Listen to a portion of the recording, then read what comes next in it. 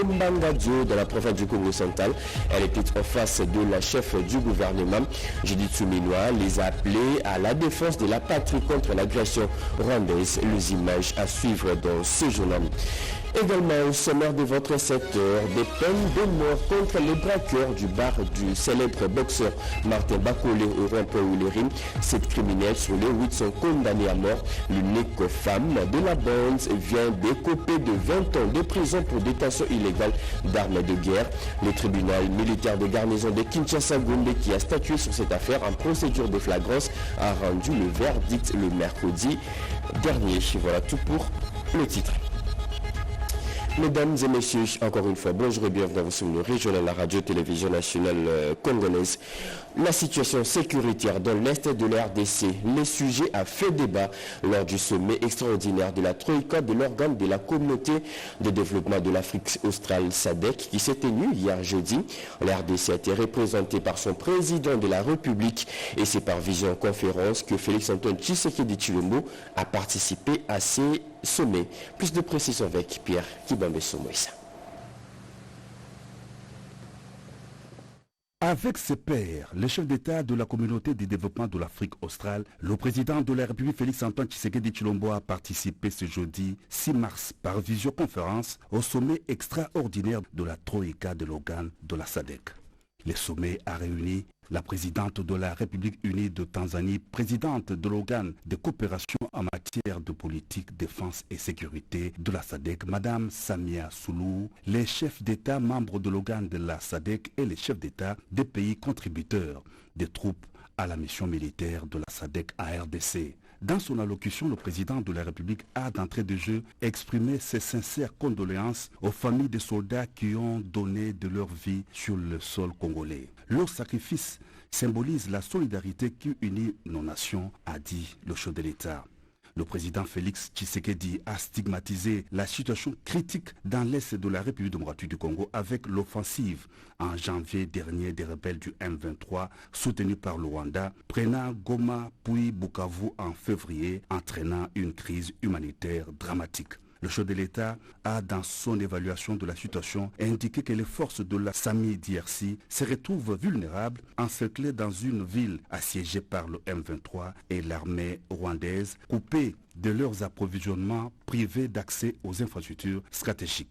L'adoption de la résolution 2773 du Conseil de sécurité des Nations Unies est un tournant majeur, a souligné le chef de l'État. Elle établit clairement la responsabilité du Rwanda dans la déstabilisation de la RDC et exige le retrait immédiat du M23. Elle réaffirme la souveraineté de la RDC. Cette résolution soutenue par les membres africains du Conseil de sécurité offre une clarté nécessaire et renforce l'urgence de relancer le processus de Luanda et de Nairobi, a renchéri le président de la République.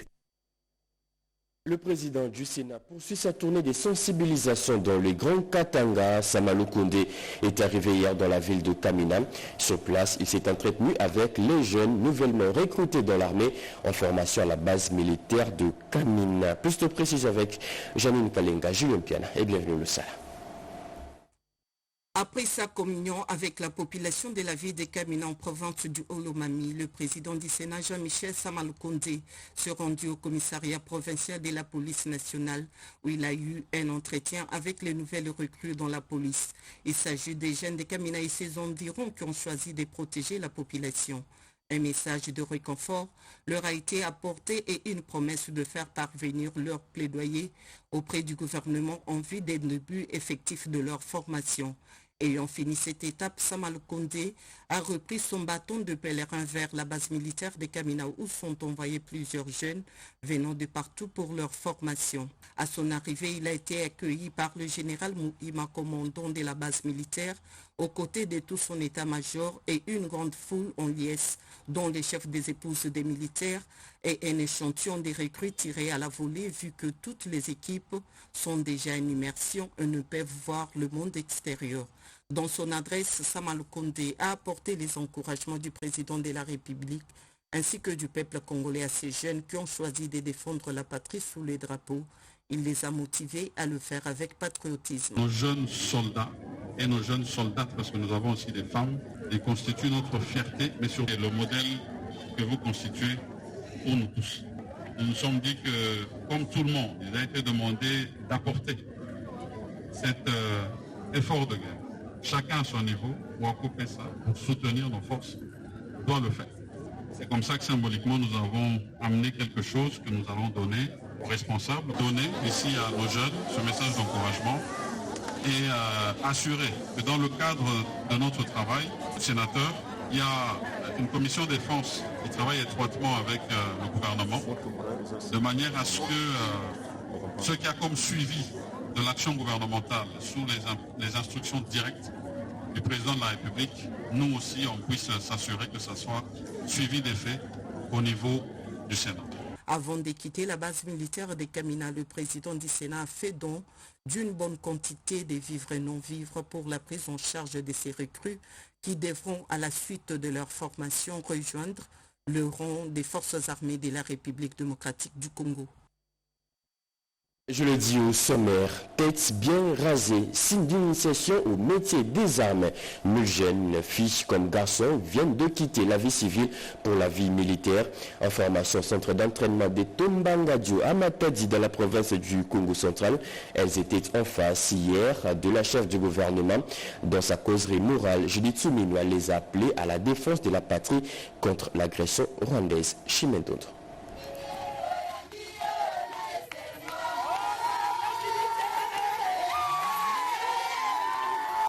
De répit pour la première ministre Judith Souminoua Tuluka, poursuivant sa mission dans le Congo central pour sensibiliser et mobiliser la population face à l'agression du Rwanda orchestrée via ses supplétifs du M23.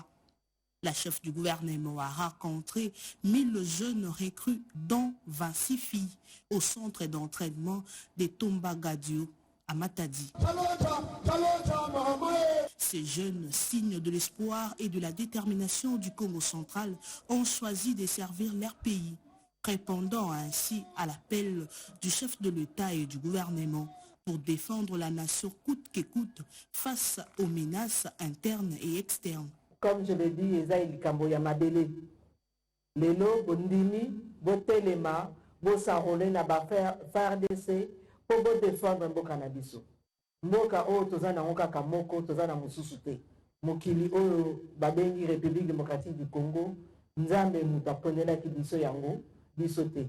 Ndenge toza likolo mabele oyo, ça veut dire que moko na moko esika ya azali, il faut atengwama atelema pour na défendre mabele na biso. Mutu na mutu a défendre par rapport ya ba capacité na ye.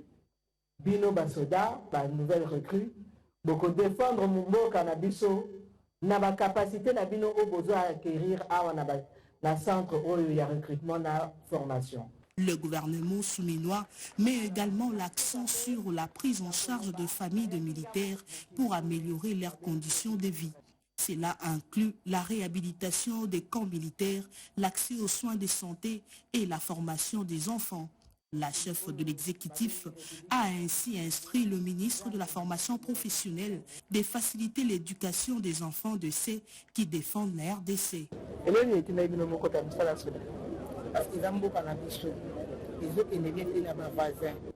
Après avoir échangé avec 1000 jeunes recrues au centre d'entraînement de Tombangadio, la chef du gouvernement a, lors d'un rassemblement populaire à Kimpese, lancé un appel solennel à la jeunesse locale, les exhortant à s'enrôler massivement dans les forces armées de la République démocratique du Congo, FARDC en sigle, pour défendre l'intégrité du territoire national.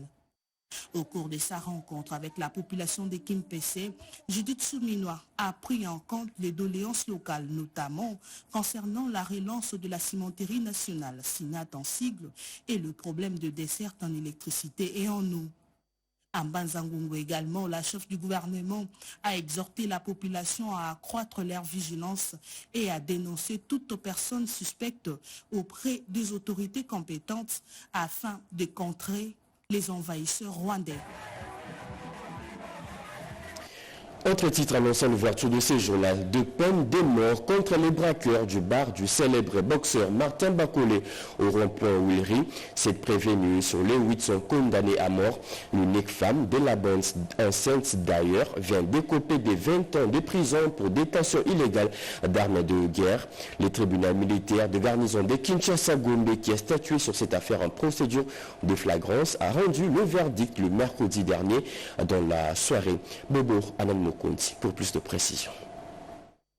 En plein Kinshasa, la journée sous la pluie. Une scène qui a laissé plus d'un sans-voix le 6 février dernier. Des images devenues virales dans les réseaux sociaux où l'on aperçoit un groupe de malfrats munis d'armes à feu qui visiblement ont préparé leur coup, a fait éruption dans un shop emportant avec eux une importante somme d'argent avant de commettre le même forfait dans le loge-bar du célèbre pugiliste congolais Martin Bacolé. À peine sortis, ces bandits armés ont tiré en l'air pour disperser les passants afin de s'effrayer un chemin pour fuir. La scène s'est déroulée au rond-point des Ouilleries dans la municipalité de Lingwala. Après une série d'enquêtes et de bouclages ciblés menés par la police nationale congolaise à travers l'opération Dobo initiée par le vice-premier ministre, ministre de l'Intérieur et Sécurité, Maître Jekme Chabani, ce groupe a été arrêté et jugé en procédure de flagrance au tribunal militaire des garnisons de Kinshasa-Gombe.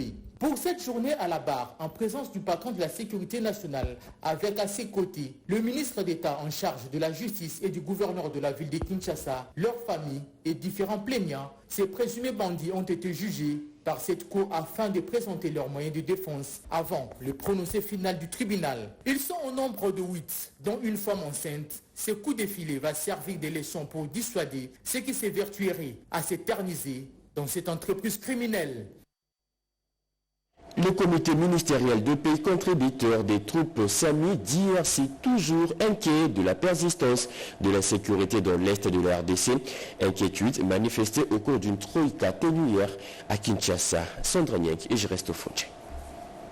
Au cours de ces assises de la Troïka du comité ministériel des pays contributeurs des troupes de la SAMI d'IRC, il était question de l'évaluation de la situation sécuritaire actuelle de la partie est de la RDC ainsi que de l'apport de la SADC sur la sécurisation de cette partie est. Le comité a noté avec inquiétude la persistance de l'insécurité à l'est de la République démocratique du Congo, présentée par ses deux membres du gouvernement congolais. Guy Kabombo Mwadianvita, vice-premier ministre, ministre de la Défense nationale et des anciens combattants, Thérèse Kaikwamba Wagner, ministre d'État aux Affaires étrangères, désapprouvant ainsi l'exécution des actes de terreur et d'assassinat par l'agresseur rwandais et ses supplétifs du M23 AFC, en dépit des décisions du sommet conjoint SADC-EAC de Dar es Salaam, des résolutions du Conseil de paix et sécurité de l'Union africaine, mais aussi de la dernière résolution 2773 du Conseil de sécurité des Nations unies qui enjoigne à ces agresseurs de se retirer sans condition du territoire congolais et d'observer un cessez-le-feu, y compris la cessation immédiate des hostilités, d'où il note encore la nécessité de la présence de la SAMI d'IRC sur le sol congolais. Dans la vision du chef de l'État, commandant suprême des FARDC, Félix Antoine Tshisekedi Tshilombo, la République démocratique du Congo poursuit ses contacts diplomatiques en vue de la relance des processus de Luanda et de Nairobi qui sont des voies indiquées à ce jour pour permettre de restaurer l'autorité de l'État. Professeurs d'université, chercheurs et autres scientifiques se réunissent pour la toute première fois dans un colloque pour réfléchir sur les causes profondes de l'invasion rwandaise sur le sol congolais. Et c'est le vice-premier ministre en charge de l'Intérieur, Jacques Chabani, qui a lancé ses travaux hier à Lambikaï. Cette messe scientifique s'inscrit dans le cadre de la mobilisation générale lancée par le chef de l'État Félix Antoine Tshisekedi Tshilombo pour la sauvegarde de la souveraineté nationale et l'intégrité territoriale de la RDC menacée par les Rwandais. C'est dans ce cadre que la ministre de l'Enseignement supérieur et universitaire et professeur Marie-Thérèse Sombo, a réuni l'élite scientifique du pays et quelques membres du gouvernement pour réfléchir en vue d'une réponse des scientifiques congolais à cette invasion rwandaise dans l'est du pays. Aujourd'hui est une étape cruciale avec l'entrée en lice de l'élite universitaire, la crème intellectuelle de notre pays. Une première de voir les professeurs scientifiques, chercheurs d'universités et instituts supérieurs s'engager collectivement dans un élan volontariste afin de donner leurs ressources inépuisables en guise de solution pour vaincre l'ennemi. Représentant la première ministre à ses colloques, le vice-premier ministre de l'Intérieur, Jacquemain Chabani, a exhorté les participants à faire des analyses profondes sur les défis sécuritaires actuels afin d'identifier les menaces qui pèsent sur notre pays convoité par ses voisins. À son tour, le ministre des Communications et Médias, Patrick Mouyaya Katembwe, a brossé les tableaux des actions menées par les gouvernements pour barrer la route aux agresseurs. Tous les fronts que nous avons, y compris le front scientifique, il y a un grand chancelier, un commandant suprême, le président de la République. Le poison rwandais, c'est justement cette désinformation, ces campagnes permanentes qui visent à inoculer le venin de la division dans l'écosystème congolais. Pour l'homme des nouveaux narratifs, ce colloque vient inaugurer un nouveau front scientifique qui s'ajoute au front diplomatique, militaire, économique et médiatique.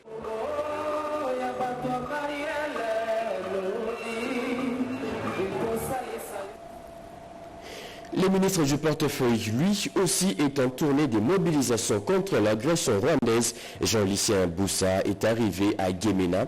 Dans son discours devant des milliers de jeunes, il a appelé à un enrôlement massif au sein de l'armée nationale, comme nous dit Edi Tchalakatala dans ses commentaires. Il est arrivé à Guémena samedi 1er mars.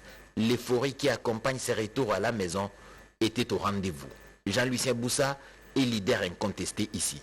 De l'aéroport au lieu du meeting, il est noyé dans une marée humaine impressionnante. Il vient personnellement relayer le message du président de la République, Félix Antoine Tshisekedi, l'appel à la mobilisation et à l'unité nationale. En plus, les jeunes doivent se faire enrôler en nombre dans les forces armées de la République démocratique du Congo.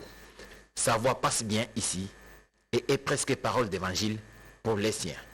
En des termes simples, Jean-Lucien Boussa explique les réussites diplomatiques du chef de l'État et appelle tous à l'unisson à le soutenir, lui qui est le symbole de l'unité nationale.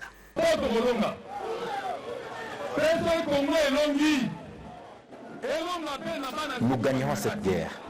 Nous gagnerons cette guerre. Et lorsque nous l'aurons gagnée, il faudra que les enfants du Sud-Ubangi aient mis la main à la pâte, autant que ceux des autres provinces du pays. Si un serpent surgit dans notre maison, pour les cas d'espèce, c'est le Rwanda et son tyran Paul Kagame, nous devons mettre en mouvement toute notre intelligence pour le mettre hors d'état de nuire.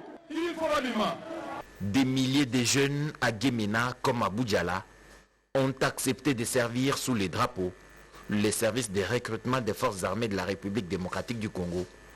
Passons pour les restes. Une autre personnalité en tournée de sensibilisation, c'est le gouverneur du Haut-Ouélé, Jean Bakomito, sensibilise sur l'éveil patriotique face aux défis nationaux. Hier, il était en face des élèves de l'Institut technique commercial d'Issiro.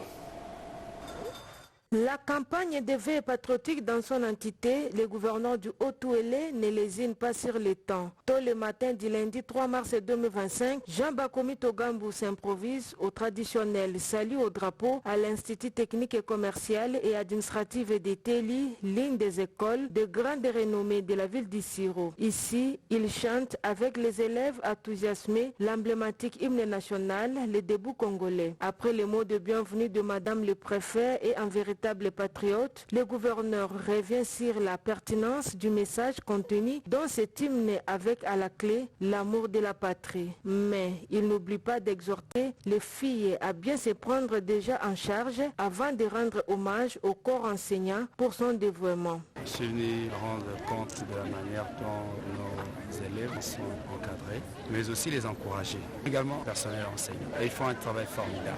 Nous avons fini par encourager un peu plus la jeune fille qui a de la place au gouvernement. La première ministre, c'est une femme. Et il était important que ce matin, nous chantions l'hymne national ensemble. Nous devons aimer ce pays et les élèves doivent comprendre l'essence de l'hymne national. Il ne suffit pas de chanter, mais de comprendre également qu'est-ce qui est dit. Et c'est grâce à ça qu'ils vont augmenter l'essence du patriotisme. Une leçon d'éducation civique bien assimilée par les élèves qui vont jusqu'à remercier les chefs de l'État et les rassurer de leur soutien. C'était génial. Il nous a parlé de plein de choses. Il a dit l'école l'école est la base de tout. La gratuité, les gens qui n'avaient pas de moyens, que nous puissions nous assortir, payer les frais scolaires.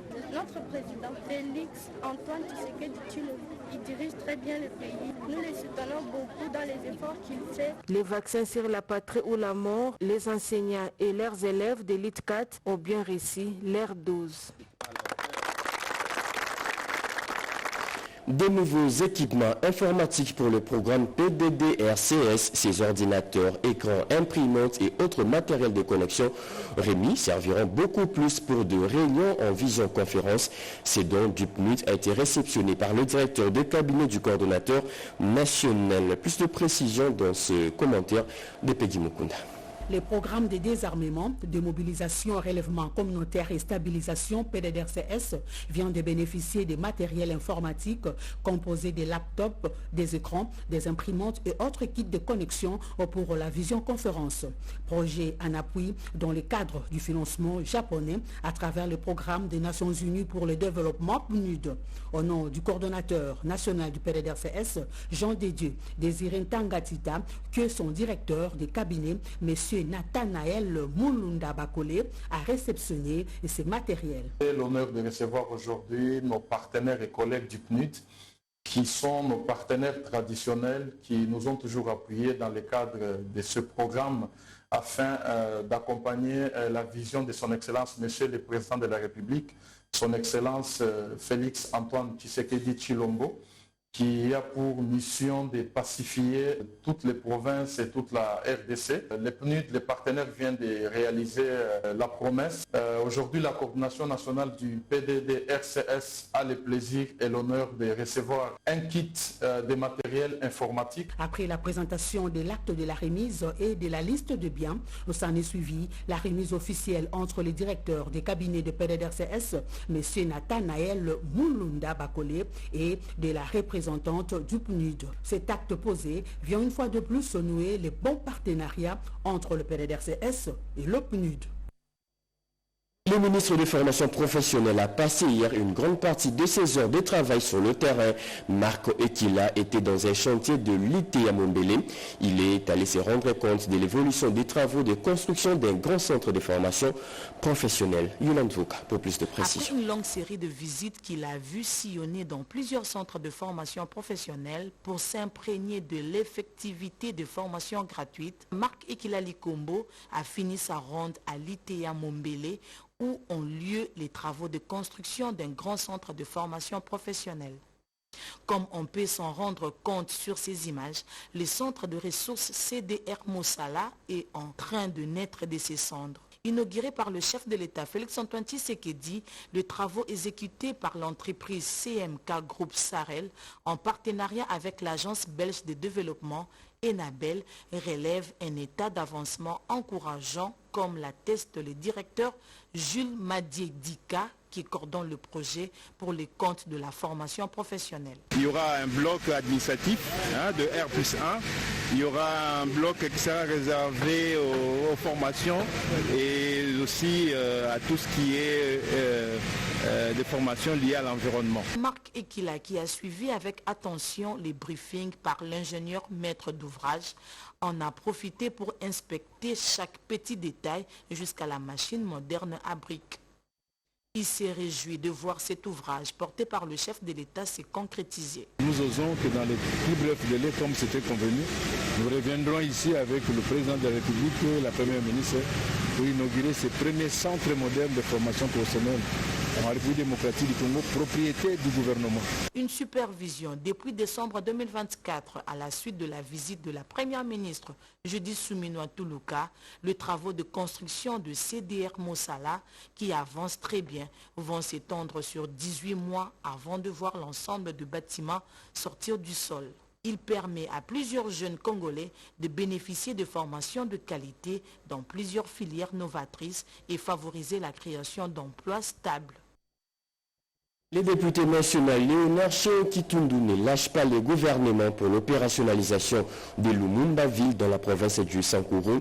Ils multiplient des contacts et rencontres pour la réussite de ces projets d'ici la fin de cette année, qui coïncide aussi avec la célébration du centenaire de la naissance de Patrice Emery Lumumba. D'autres précisions avec Sandra Nyangitabu.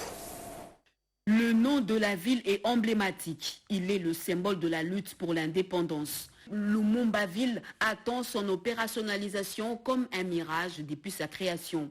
Heureusement, Léonard Chéo Kitundu, qui en est le digne représentant à l'Assemblée nationale, s'est investi pour faire progresser la cause. Depuis l'investiture, il n'a pas lâché la première ministre chef du gouvernement.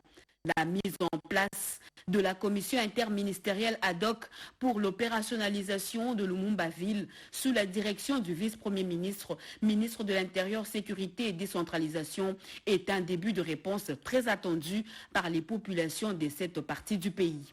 Il y a lieu de le rappeler que l'année 2025 marque le centenaire de la naissance du héros national Patrice Emery Lumumba, éponyme de sa circonscription. L'objectif que nous poursuivons, c'est la libération du Congo du régime colonialiste. C'est l'émancipation totale du pays. L'honorable Chéo Kitundu, qui salue cette avancée majeure, a également profité pour rappeler qu'il est de son devoir patriotique d'accompagner et de soutenir le chef de l'État, Félix Antoine Tshisekedi Tshilombo, en sa qualité de symbole de l'unité nationale dans toute sa diversité et commandant suprême des forces armées, a-t-il affirmé. Au dire de Chéo Kitundu, la préservation de l'indépendance nationale et de la souveraineté du pays repose sur une cohésion nationale forte et une responsabilité collective. Le gouverneur de la ville de Kinshasa, Daniel Bumba, a eu des échanges avec quelques députés provinciaux de la capitale. Les discussions ont tourné autour de l'implication de Kinshasa face à l'agression rwandaise. Blandine Wafingana. C'est dans le cadre de la collaboration institutionnelle entre l'exécutif provincial de Kinshasa et l'Assemblée provinciale de Kinshasa pendant cette guerre d'agression que le gouverneur Daniel Bumba a eu cette séance de travail avec les élus de la capitale. Ensemble, ils ont passé en revue la situation sécuritaire dans l'est du pays, l'implication de la ville de Kinshasa face à cette agression que subit la RDC, puis ils ont apporté leur contribution aux différentes mesures prises quant à ceux. Par la même occasion, le numéro 1 de la ville de Kinshasa a rappelé aux Kinois l'importance du paiement des impôts et taxes pour mieux réaliser le programme ambitieux de construction et d'assainissement de la ville de Kinshasa, dénommé Kinshasa Ezobonga. Le recrutement de l'armée a été aussi évoqué au cours de cette réunion avec les élus de Kinshasa, partant de l'appel du chef de l'État sur l'éveil patriotique. Kinshasa, comme nous disons toujours, c'est un gisement fiscal important. Et c'est avec cet argent que nous allons reconstruire cette ville. Il était question pour eux d'apporter aussi leur batterie en termes de recommandations pour que nous puissions faire en sorte que cette échéance-là soit une échéance réussie, afin de réaliser le programme ambitieux de Kinshasa et Zobonga. Il s'est de noter que cette rencontre a été présidée par le rapporteur de l'Assemblée provinciale de Kinshasa, André Kongolo, accompagné du questeur Socrate Moubengaï. La société civile congolaise veut jouer à la médiation entre la population affectée de l'Est du pays et les dirigeants pour le retour de la paix. Et pour ce faire, un comité de crise pour la paix et la sécurité vient d'être mis sur pied par cette société civile. C'était au cours d'une quinzaine citoyenne organisée à Kinshasa. Émilie Kaindou. Face à cette situation d'insécurité marquée par des conflits armés, des crises humanitaires et une instabilité persistante dans la partie est de la République démocratique du Congo, la société civile congolaise étant la plaque tournante d'éveil citoyenne, elle se veut jouer un rôle central entre la population affectée et les institutions tant nationales qu'internationales. Le comité de crise pour la paix et la sécurité en République démocratique du Congo a organisé cette quinzaine citoyenne au cours de laquelle les acteurs de la société civile ont évalué les actions menées et projeté des stratégies sur la participation de la société civile pour la restauration de la paix en République démocratique du Congo. Nous avons choisi de ne pas croiser les bras. Nous avons décidé d'agir. Nous avons donc mis sur pied le comité de crise pour la paix et la sécurité, une initiative qui incarne la détermination de notre peuple à défendre sa souveraineté, sa dignité et son droit à la paix. Nous devons cesser d'être une société civile de réaction et de devenir une société civile d'anticipation et d'action stratégique. Dans les processus de Nairobi et de Luanda, par exemple, nous devons exiger plus de transparence, plus de garanties et plus d'inclusivité pour que ces négociations ne soient pas simplement une plateforme de compromis entre acteurs politiques, mais un véritable cadre de résolution durable des conflits où les voix des victimes et des déplacés des communautés et des populations affectées seront entendues. Dans sa qualité de la voix du peuple, la société civile entend défendre des intérêts de la population, d'où la sensibilisation des communautés sur l'importance de vivre ensemble. Les appels à la mobilisation générale pour faire face à l'agression rwandaise s'est multiplient hier devant la presse. Le président du mouvement politique Le Centre, Germain Kambinga, appelle tous les Congolais à appuyer les efforts de guerre du chef de l'État pour le retour de la paix. Dans sa lettre ouverte, il a aussi fustigé la dernière sortie médiatique de l'ancien président de la RDC. Regardez. Derrière le chef de l'État Félix-Antoine Tshisekedi, c'est toute la nation qui s'active pour défendre la patrie en cette période d'agression rwandaise. Le président du mouvement politique Le Centre vient de hausser les tons pour condamner ces actes barbares de la part de Kigali et appelle tous les Congolais à une mobilisation générale. Le combat que mène notre peuple aujourd'hui, derrière son commandant suprême, son Excellence Félix-Antoine Tshisekedi, nous concerne tous.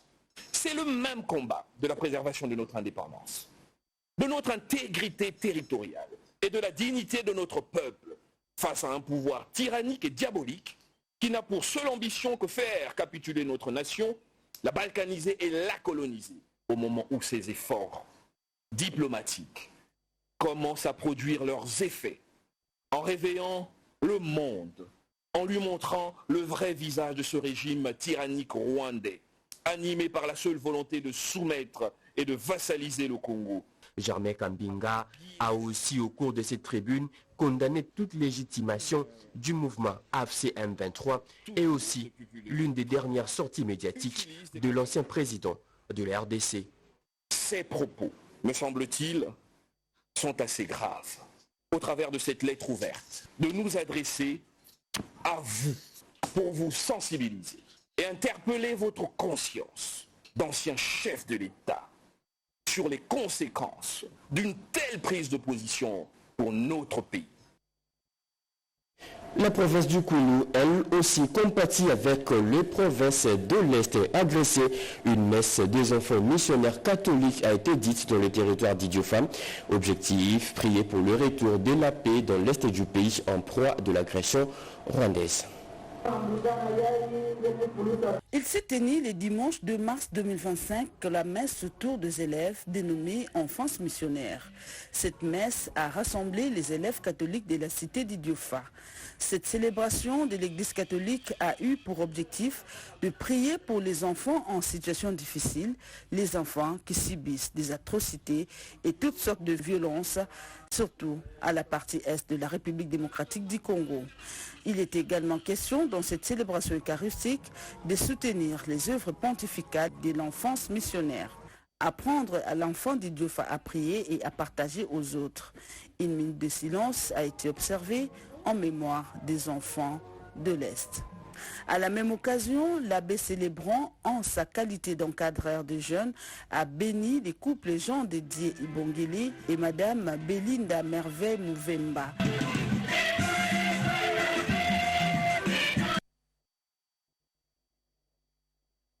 Mesdames et messieurs, ce journal a été coordonné par Jacques Kabouaba, réalisé par Pécho Moubenga Yakasongo Mamika Bangoulou. La partie technique a été assurée par Anno Mouti, Émile Zola, Alain Ngalia. Merci de nous avoir suivis.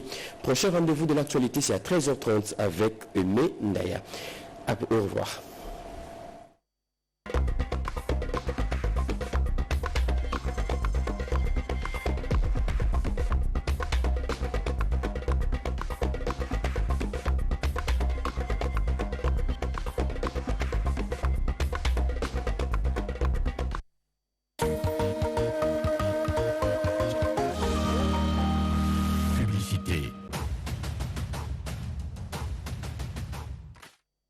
Découvrez Yellow, la nouvelle connexion Internet à fibre optique révolutionnaire.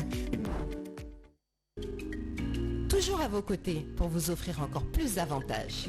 Robank vous offre désormais, en plus de vos services bancaires, la banque assurance. Avec Autosur, votre assurance automobile. En plus d'acquérir votre véhicule via Robank, vous pouvez également...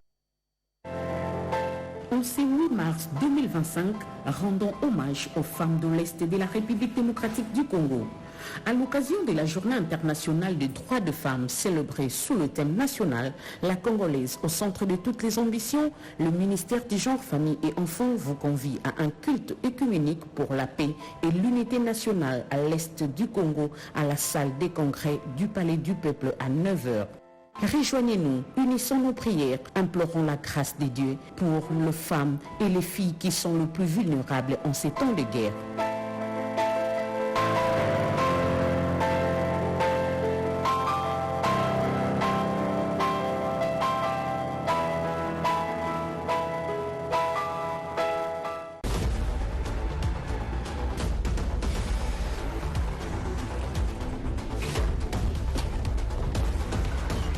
Bonjour ingénieur, stock à ciment sili, fait au couler qu'on a à l'école. Du chantier, ciment mignon fait ça qui est sili. Base va pousse, base ma ciment. Solutions Zamoko, Nego Congo, meilleure société, il y a distribution, il y a ciment.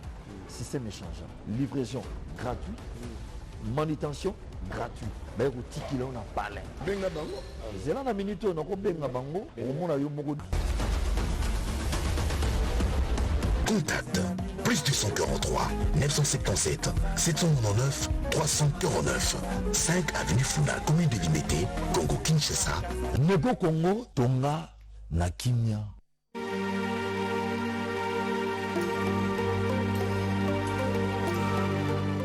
Fujika ONG, défenseur de l'intégrité territoriale, de la souveraineté de la RDC et du respect des droits humains, lance un appel de soutien patriotique au commandant suprême des forces armées, son Excellence Félix Antoine Tshisekedi, pour son engagement à combattre les ennemis de la RDC. Et apporte un réconfort aux populations congolaises meurtries dans des zones en proie à l'insécurité, aux femmes veuves et aux orphelins déplacés des guerres.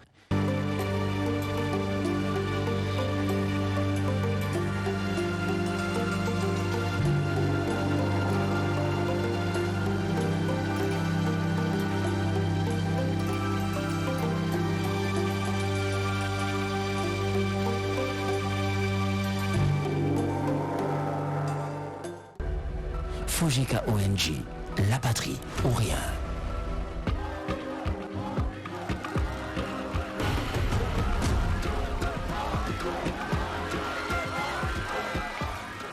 Davido, vous avez reçu de nombreuses récompenses et nominations.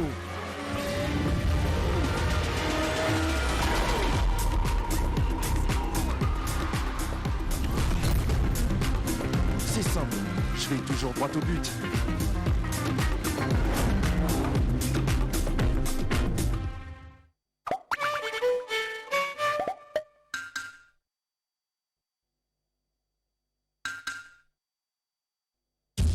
Si vous êtes industriel exerçant en République démocratique du Congo, rassurez-vous que vous êtes assujetti au paiement de la taxe de promotion de l'industrie locale TPIL pour les ventes de vos produits sur le marché local. Dans ce cas, collectez et reversez mensuellement la TPIL au taux de 2% du prix du revient industriel. C'est contribuer à la pérennisation du cycle de financement des projets industriels en RD Congo. Tenez, la TPIL est une parafiscalité préaffectée au financement des projets industriels. Ceci est un message du Fonds de promotion de l'industrie. Votre partenaire privilégié pour la réussite de vos projets.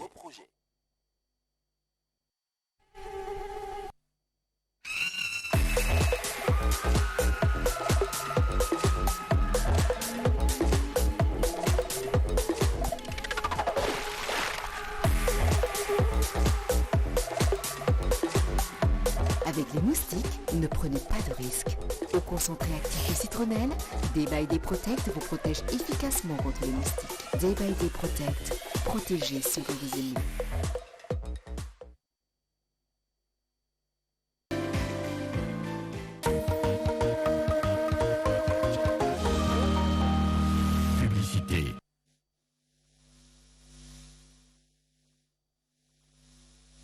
Le premier président de la Haute Cour militaire demande à tous les magistrats militaires et auxiliaires de la justice de juridiction. Pumbo numéro 15 dans la commune de la Gombe, dès la lecture du présent communiqué. Une durée de 15 jours est accordée pour se conformer au présent communiqué. Dépasser ces délais, seuls les opérateurs identifiés seront autorisés à fonctionner dans la ville de Kinshasa et c'est signé Léon Moulumba Mwananchia.